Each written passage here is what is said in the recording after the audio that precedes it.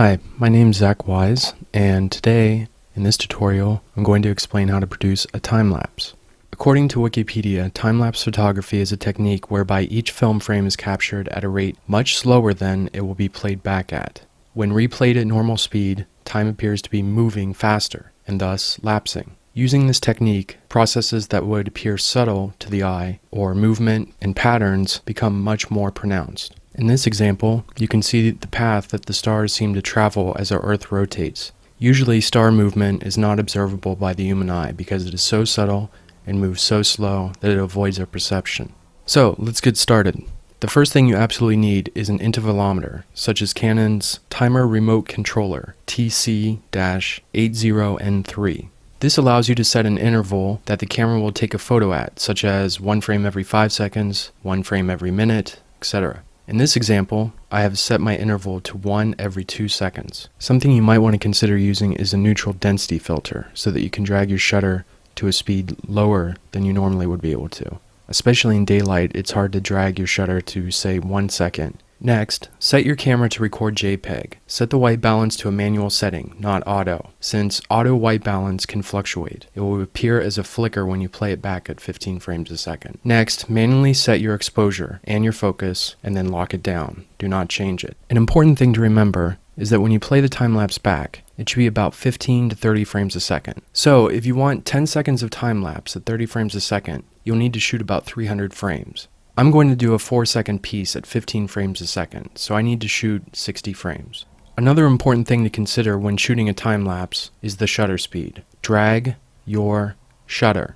Otherwise, you will get what I call blips in some situations. Blips happen when the interval is much longer than the shutter speed. You will see objects appear in one frame and disappear in the next. At 15 frames a second, these appear to our eyes as little blips, popping in and out of the frame, never staying in the frame. If you drag your shutter, the objects will appear to speedily move through the frame, and this is a classic aesthetic of time-lapse photography. I've illustrated the difference that you will see if you do not drag your shutter and when you do. The first 4-second time-lapse piece I shot at 1/100th of a second. You can see people sharp in one frame and not in the next, or they appear to jump from one point of the frame to another point in the frame, essentially becoming blips moving across the screen.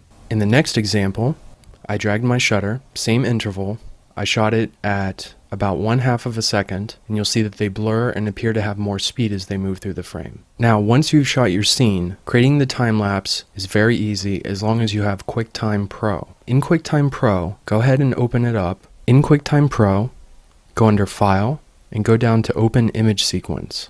A dialog box should come up. Navigate to the folder that has all your JPEGs from the time-lapse that you shot. Select the first one in the sequence and hit Open.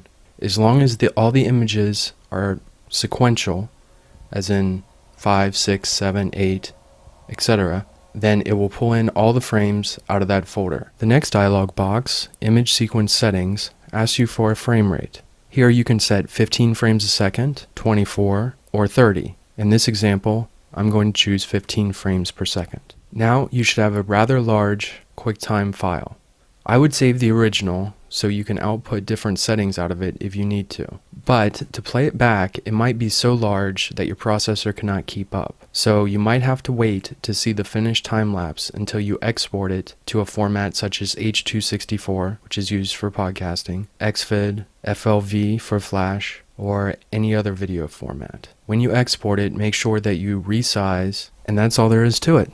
Remember, using the time-lapse technique, processes that would appear subtle to the eye, or movement, or patterns, become much more pronounced. Here are a couple examples of some time-lapse I have shot recently.